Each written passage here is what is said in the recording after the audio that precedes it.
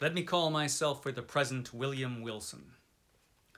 The fair page now lying before me need not be sullied with my real appellation. This has been already too much an object for the scorn, for the horror, for the detestation of my race. To the uttermost regions of the globe have not the indignant winds bruited its unparalleled infamy? O outcast of all outcasts most abandoned, to the earth art thou not for ever dead? To its honours, to its flowers, to its golden aspirations, and a cloud dense, dismal, and limitless, does it not hang eternally between thy hopes and heaven? I would not, if I could, here or today embody a record of my later years, of unspeakable misery and unpardonable crime. This epoch, these later years, took unto themselves a sudden elevation and turpitude, whose origin alone it is my present purpose to assign. Men usually grow base by degrees. For me, in an instant, all virtue dropped, bodily as a mantle. From comparatively trivial wickedness, I passed, with the stride of a giant, into more than the enormities of an Elagabalus. What chance, what one event brought this evil thing to pass? Bear with me while I relate. That, my friends, is from William Wilson, one of the many great and horrifying stories you'll find in this volume. This is The Raven by Edgar Allan Poe, The Raven, Tales and Poems. This is your Sunday Penguin for today. So welcome, my friends, welcome to stately Vaughan Manor, and happy 4th of July, my fellow American friends. For you Americans out there, happy Independence Day. I hope you don't forget that day not so long ago when Will Smith saved us from the aliens. Our Independence Day. But yes, happy holiday, my friends. And to all of you non-Americans, I hope you're having a good time as well. So, The Raven, Tales and Poems by Edgar Allan Poe. This volume here is kind of a special volume. This one is one of the Penguin horror books, one of the Penguin horror line that came out a few years ago. I did a Sunday Penguin on one of these. I think it was American Supernatural Tales. That was a good one. And this is another pretty good one from that series. There were a few books in that series. There was Frankenstein, and there was a Lovecraft volume. Now, all of those books that came out in this series, they all had previously been published as Penguin Black Spine Classics, but this one is kind of special. Edgar Allan Poe, of course, is known for being a great horror writer, but this book is just his horror stories, because he also wrote a lot of stories that were not horror. He wrote a lot of humorous stories, which weren't really all that humorous most of the time, but that's okay, I guess. And he wrote all kinds of other stuff. And so if you're going through the complete stories of Edgar Allan Poe, you're going to get all kinds of different kinds of stories. But this is just the good stuff. These are the horror stories that he wrote. Penguin Classics, they already have a couple volumes of Poe out there. They have the Portable Poe, and they have another one that just has a selection of his stories and poems. But since they needed just horror, they went to S.T. Joshi, the editor of so many great classic horror volumes, and they asked him just to pick out the essential horror stories that Edgar Allan Poe wrote. So he did, and he, of course, did a great job. And that is why this volume of Edgar Allan Poe is my favorite volume of Edgar Allan Poe. It is certainly my go-to volume because it's just got all of the good stories and poems in here that are the creepy, the supernatural, the psychological horror. It's all in here. It's also got this.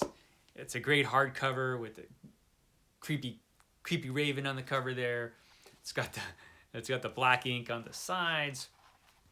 It's just a really nice book. They did a great job when they put this particular line together. I'm glad they did. I wish they would do something similar in the future.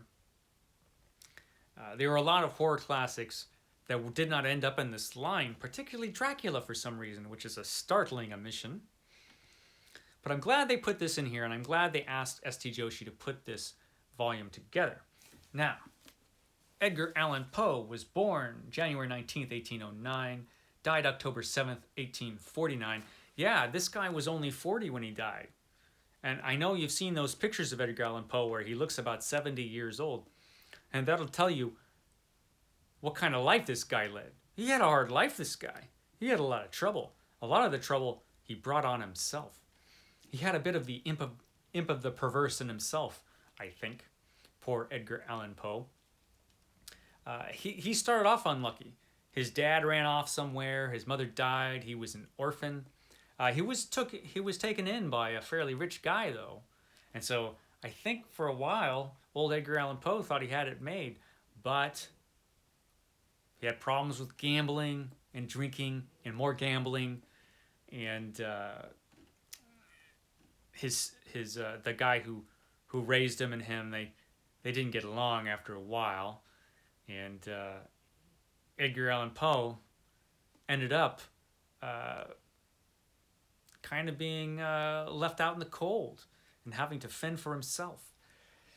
He had a lot of literary ambitions, but that doesn't always pay the bills. But he was good at what he did.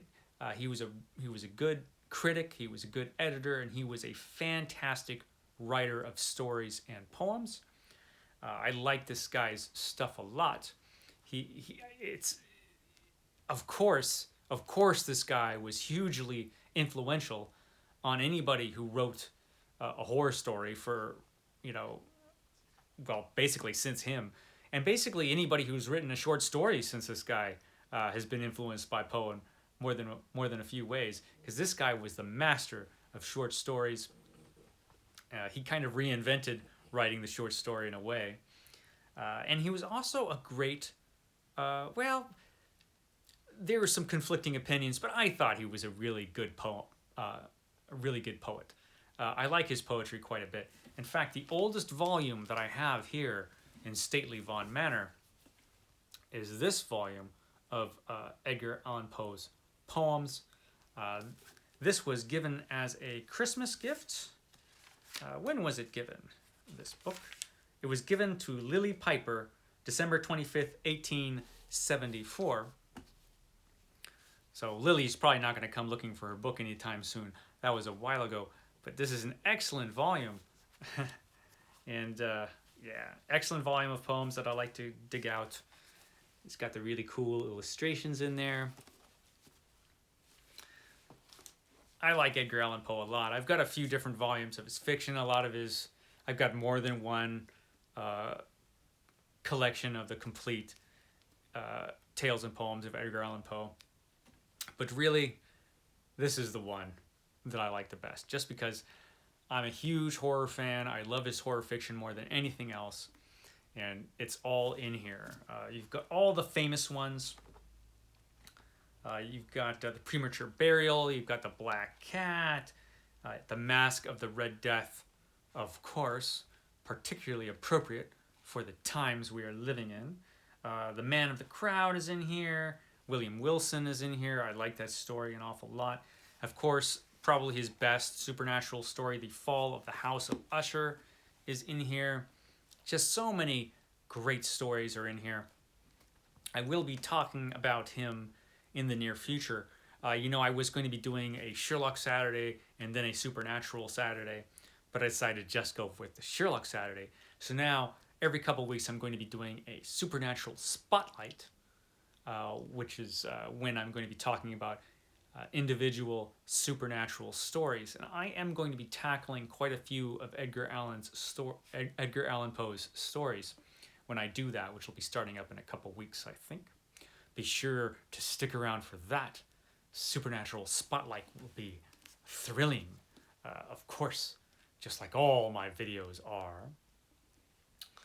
But poor Edgar Allan Poe lived a tough life. He probably wasn't as peculiar and strange as his reputation, but he was a bit of an oddball. I guess that can't really be denied. But like I said, probably not as much as people think. I don't know that he was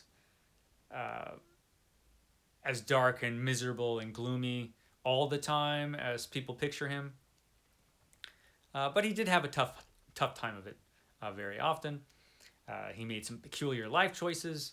Of course, scandalously, he married his 13-year-old cousin, which I gotta think, even at the time, was a little strange. But his talent is undeniable. Just an incredibly influential writer who's influenced everybody since he wrote. Anybody who even thinks about writing horror should read this guy. He's kind of essential, I think. And he just wrote great stories. He's really entertaining, this guy, and creepy. He didn't write as many supernatural stories as you might think he did. He did a lot of psychological horror stories, which are just as good, if not better. A great gothic horror story writer. Just wrote amazing stuff. So yeah, I don't know how easy this particular volume is to find nowadays. I haven't even tried to look for it. I got it when it came out. But Edgar Allan Poe is pretty easy. It's pretty easy to find all his major stories. All the stories I mentioned and more are available for free.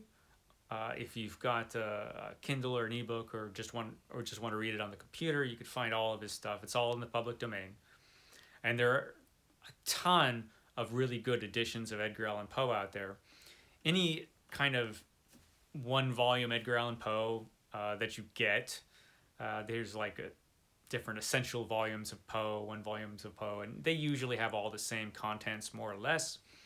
Usually they will have all of the good stuff in there. I definitely recommend you check out some Edgar Allan Poe if you haven't already.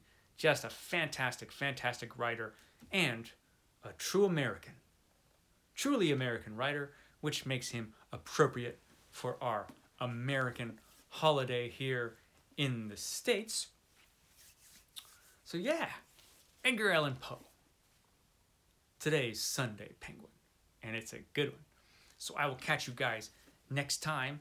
Be sure to tune in tomorrow for more horror when I talk about an H.P. Lovecraft story for our Mythos Monday. What will it be tomorrow?